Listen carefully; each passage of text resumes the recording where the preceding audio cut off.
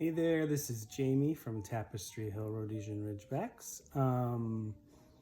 Just wanted to do a short video on resources for people who are considering adding a Rhodesian Ridgeback to their family. Before I start, my 16-year-old son reminded me to tell people, if you like the content on the channel, please consider hitting the like button, subscribing. I will tell you, this will never be a fancy schmancy channel. I'm just too old for that. So anyway, and I apologize for the video quality.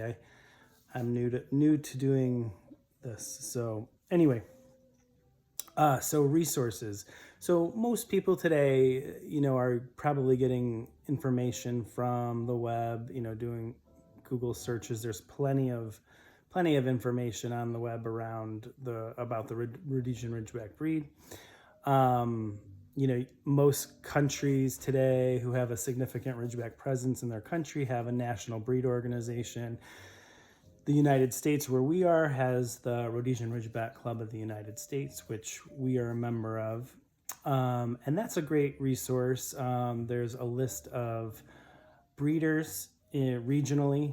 And to be listed as a breeder on the Ridgeback Club of the United States, there is some basic criteria. You have to agree to, be health testing your dogs. So there's a little bit of vetting that happens. So not anyone can just say, oh, I'm deciding to breed Ridgebacks this year. I want to get on your website. So they do, there is some criteria. They also have lots of good general information. They have links to rescue, all of that. So that's a good source here in the United States. Rescue there are some phenomenal people who do Rhodesian Ridgeback rescue in this country and around the world. There's regional rescue organizations. Elizabeth Akers out in California she's my hero. She does such amazing work for Ridgebacks and Ridgeback mixes.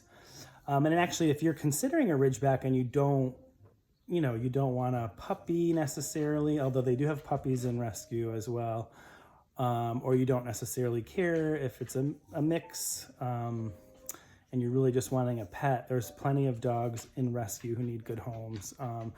Tends to be more regionally based as far as the number of dogs. Like there's more dogs out west that need homes, more dogs in the South and the Midwest than probably here in New England, although there are dogs that come up. The other thing I would say too, if you're wanting a dog that's a little older, sometimes breeders either have a dog that's returned to them for whatever reason, or they hold back a puppy to see which one they're hoping to keep for their breeding program and decide one might not fit. So sometimes breeders have older dogs available too. So you can always check with a breeder that you're interested in to see if they have any older adults available. Again, back to the finding things on the web. There's also a great publication called I think it's called the Ridgeback EU magazine. The online publication is free and it's fantastic. It's the best publication from any organization, in my opinion, that I've seen. And it is, centered in the EU, but they do profiles of breeders around the world, including Canada, the United States. But it's not just breeder confirmation. Like some of the publications, even the Ridgeback Club of the United States, if you look at their publication, it's primarily focused on dog shows, confirmation showing. They have some other information too, but in my experience, it's primarily confirmation. But the EU magazine, you can get a hard copy by paying the fee, but it's free again online. They just do deep dives into both interviewing breeders, interviewing judges, but they also do deep dives into health issues, different areas of interest related to the Ridgeback. So it's just a phenomenal publication. And again, it's free for the online version. So definitely check that out. I'm so grateful that to the people who put that together. There's multiple issues every year. So check that out. Let's see. So I'm old school, old as dirt here. I love books. I love to have a book in my hand. I like to peruse the book and go through the book again and again and again. I do that oftentimes. My partner Eddie will often say, "You've looked at that book like 100 times," and I'm like, "Yep." But that's me. So there's my first Ridgeback, actually, the breeder who I got her from, she gave every puppy person a copy of the best book that I have found on Rhodesian Ridgeback behavior and on how to really work with Ridgebacks, kind of just really good, insightful information on understanding how Ridgebacks think, how they operate, because they are unique. And that book is The Mbali Way of Raising and Training Your Rhodesian Ridgeback Puppy. That's by Sue Craigie, who's from the UK. She had bred some litters at one point, but this book, if you can find a hard copy, which is very difficult to find, grab it. It's worth gold, in my opinion, if you're considering a Ridgeback. You really don't see the hard copy anymore. You can get a PDF version of it if you go to her website, Mbali Rhodesian Ridgebacks. And I give all of my puppy people a copy of the PDF, who are wanting or getting a puppy from me, and I share it with others as well. And I really like this book is something that I've just, over the years, as I've become more and more familiar with the Ridgeback, have just really value and appreciate this book. I'm so grateful that the breeder gave me a copy of this. It's the best book I've found on understanding Ridgebacks and how to work with them most effectively. So here is a hard copy. So again, you don't see them very often. I don't think there's any more hard copies that Sue is putting out either. So get the PDF if you can. Find this book, grab it. Excellent book. The second book, I would say, is a good general book. Actually, let me back up a little bit. One thing I would say is a lot of these books are dated. They're not like the most current information, but I feel like all of them have information that's timeless and will apply today as it did when the books were first written. And that's why I find them to be so valuable. The second book, as just a good general resource, is called The Rhodesian Ridgeback Today by Stig Carlson. Stig, I think, he wasn't a breeder, but he definitely showed Ridgebacks. He had some prominent Ridgebacks. I believe he was from the Netherlands. The book is, he is primarily like European centric, I would say. He has this one chapter on, kind of like the Hall of Fame of Ridgebacks, and all of them are from Europe. So it's a little biased there. I mean, the dogs are wonderful and exceptional that he chose, but the book, I would say it's from European perspective primarily. He does go into some, he goes into other countries as well, but even like when he goes to the United States, I feel like he doesn't highlight some of the best breeders that were at the time. But anyway, it's a good general resource. There's a nice variety of Ridgebacks in that book. So I would say this book is much more common. You can find it, at thrift books or other used book sites. Definitely worth getting. It's a good copy to have for just general information. Here's a picture of that book. Sorry, it's not doing the best job. Great book. Love the cover dog. That's actually his dog, which was Lustigen's Douglas. He was a really phenomenal dog in Europe. Gorgeous dog. My favorite breed book, I have to say, is hard to come by. Again, it's by Anne Woodrow from the UK. It's just called the Rhodesian Ridgeback, and she was, I think her kennel name was Marengo. She, it's really UK centric, this book, but it has such great like historical photos of the Ridgebacks. Again, mostly from the UK. What I love about this book, I mean, she has some good insights on the breed as well. But if you look at these images, many of the dogs in this book would be big winners today. And the reason being is because they're conformationally correct. They're balanced. They have nice, generous amount of bone. A lot of them have what I think many dogs today don't have, which is real demonstrated power in the rear. And what I mean by that is a few things. I guess I should just say Ridgebacks, of course, as we know, are a long distance runner. And they need to have good, powerful, clean movement.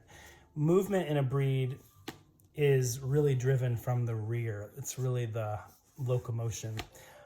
It's in the rear. And what I mean by that is nice breadth of hip, big, strong hocks. If you look at the dogs today, at least in the United States, you don't see a lot of dogs with really wonderful, strong rear, like big, strong hocks. You rarely see those. I wouldn't say rarely, that's an exaggeration, but it's not as common. And that's what drives good movement. Big, powerful rear with hocks that are well let down. I'll talk more about that in some conformation videos that we'll do in the future. But if you look again at the images in this book, you see dogs that you can see they're very functional, powerfully built dogs. So if you can find this book, grab it. It's really fantastic. Again, it's a bit hard to come by. I just happened to catch a copy of it it was on my wait list on Thrift Books, and I got a copy, and I am so grateful for it. One thing I would say, and here's a picture of this book. I feel like a child at show and tell. Anyway, again, the books are dated. There were some philosophies that I certainly don't agree with, that most people breeding today wouldn't agree with. They used to cull or kill puppies that they felt like some of them did it if they didn't have a ridge, which is absolutely absurd. Or there was some other, imperfection that they felt, didn't meet the standard. So you'll see some of that noted in the book. Again, it's dated. People hopefully don't do those things today. I mean, if you ever hear of anybody that does that for something that's, an imperfection, don't go to them. That's not a good breeder, in my opinion. There's plenty of Ridgebacks that wouldn't be necessarily a dog you'd want in your breeding program or a dog you would show. Ridgeless dogs, dogs with imperfect ridges, whatever, kinks in the tail. Those dogs are fantastic pets most of the time, and anyone who culls their puppies, I would say steer clear of that. But just to note that, again, this is a date. These books are dated, and you'll hear some of that or read some of that in the books, that they would cull puppies because they were not to whatever the standard the people thought about they needed to have. Again, generally, it's a great book. Another book that I really like, also difficult to find these days, is called it's The Definitive Rhodesian Ridgeback by David Helgeson. What I love about this book is it probably more than any other book does a really deep dive into the history of the breed. So I like reading about the history of all breeds, particularly those that are more functional and working in nature. Anyway, he has some really good information in there. And I will say, I don't think it's the best written book as far as his writing ability. it's a little like, yeah, I don't think his writing skills are the best. But he did a great job at a historical dive into the breed. Again, if you can find a copy of this book, get it. It's worth having just to kind of go into that. And he finds like records of the most common dog breeds in South Africa at the time the breed was being developed, which is kind of helpful to understand which breeds were used in the development of the breed. Anyway, this is the book. It's The Definitive Rhodesian Ridgeback by David Helgeson, worth getting. Another book that I like, I think it's a nice general book, more common, again dated, is The Complete Rhodesian Ridgeback by Peter Nicholson and Janet Parker. I think it's a good general resource to have. If you see it, it's worth getting. It's got some good old photos as well. Here's a picture of that book, worth getting. The last book I would say, this is not a Rhodesian Ridgeback specific book, but it's my own personal, I guess, preference, because I try to take a more natural approach with my dogs as far as nutrition goes, as far as healing and treatments go. For sure, traditional modern medicine has a significant place in how we approach supporting our dogs and our cats nutritionally and medically. But in my opinion, whenever you can take a more natural approach, whether it's nutrition or healing, it's worth it. And I think it's generally speaking has some of the herbal treatments, natural treatments, they're just less toxic to the dogs. So I would say that. And then I do think, like, when we think about nutrition, there's a lot of different opinions. I've had different opinions over the years with nutrition. But if you look at the dog, any dog, they're very closely related to their wild cousins, the wolf, the coyote, fox, the African wild dog, or they're genetically quite close to them. And if you look to see what those wild canines are eating, they're eating the flesh of animals, raw. They're eating bone. They're eating organs, so I think it's helpful, when we can avoid giving our animals, just like with humans, highly processed foods, the long-term effects are going to be beneficial. Dog food these days is big money. There's so many different, including raw, there's all these different raw foods. There's a lot of different kibbles. I frankly just avoid kibble. It seems like the most obvious thing to me to, like, it's so highly processed, even when they try to say I don't know. That being said, I know many people breeders and friends who have their dogs on a high grade kibble, and their dogs do beautifully on it.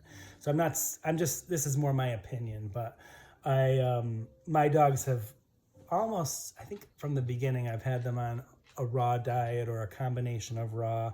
I actually have found recently my two old Ridgebacks that we lost this last year, they had a lot of difficulties with food. And I ended up finding these really good minimal ingredient canned foods that I ended up giving them in the latter years of their lives. And they did really well on that. It was just somehow it was easier for them to process and digest. So I will use that. I will use some really good high quality, minimal ingredient canned food as well. But anyway, I got off track. This book I think is worth having. Whatever, whether you have a Ridgeback or another dog or a cat. The book is called The Complete Herbal Handbook for the Dog and Cat, and it's by Juliette de Berkeley-Levy.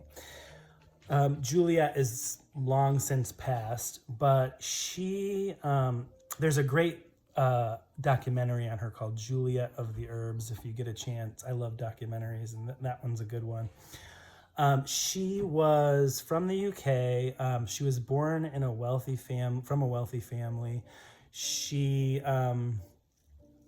ended up completing 2 years of veterinary school post, her undergraduate work. And at that time, which I think it was maybe in the 1930s or 40s, she just found that the traditional advice in veterinary school for medical treatment and nutrition was really lacking, and was actually, she found, making the animals sick.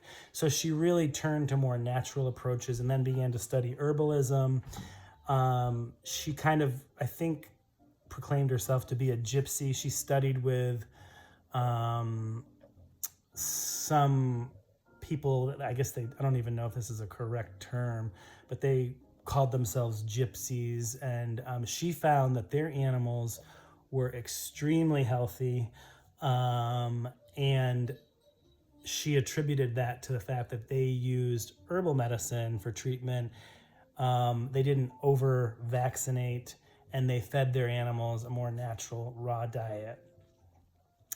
So this book is a great book to have for those reasons. And I would strongly suggest, if you're at all open to a natural approach for your animals, or at least incorporating some natural principles with maybe more traditional ones, this book is worth getting. It's called, again, The Complete Herbal Handbook for the Dog and Cat by Juliet de Berkeley-Levy. And here is a picture of that book.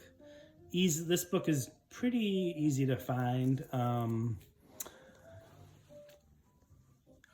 Anyway, she was also a famous, herbalist for humans as well. So not just animals, and she was a breeder of Afghan hounds, and she had bred some pretty phenomenal Afghan hounds at that time. So check that out. And I think that's a wrap for this YouTube video. Again, sorry for the quality and probably for how many times I say and blah blah blah, but I'm still learning this video stuff as well. So that's all for now. If you like the content, as my 16-year-old son says, hit the like button, consider subscribing. We'll do some future videos, again, as I said earlier, on confirmation. We'll have some of our boys here, so you can kind of see the difference between the male Ridgebacks and the females, and some other topics that I find interesting related to the breed. All right, thanks again. Have a good one. Bye.